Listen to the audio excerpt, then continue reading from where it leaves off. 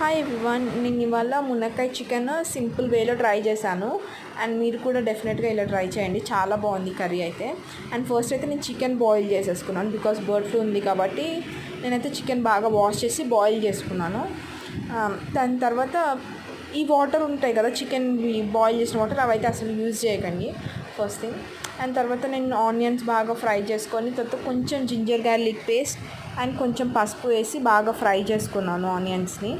తర్వాత మునక్కాయలు యాడ్ చేసేసాను. ఫస్ట్ అయితే చికెన్ యాడ్ చేయాలి నార్మల్గా, బట్ నేను చికెన్ అయితే బాగా బాయిల్ చేశాను కాబట్టి ఫస్ట్ మునక్కాయలు యాడ్ చేస్తున్నాను. మునక్కాయలు యాడ్ చేసిన తర్వాత మునక్కాయలు కొంచెం సాల్ట్ వేయండి, బికాస్ టేస్ట్ అనేది వస్తుంది.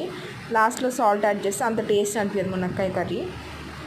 ఫస్ట్ అయితే సాల్ట్ యాడ్ చేస్తే కొంచెం టేస్ట్ అనేది వస్తుంది దానికి. పసుపు కూడా అందుకే వేసాను, కొంచెం కలర్ వచ్చేస్తుంది అని మునక్కాయలకి.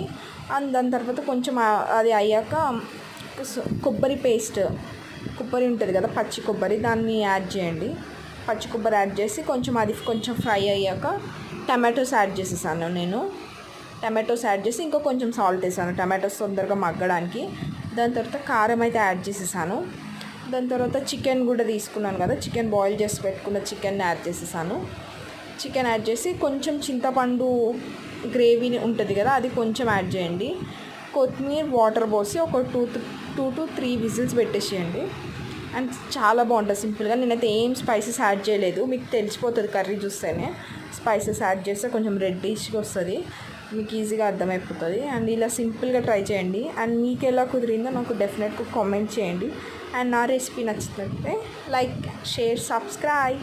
Thank you for watching all.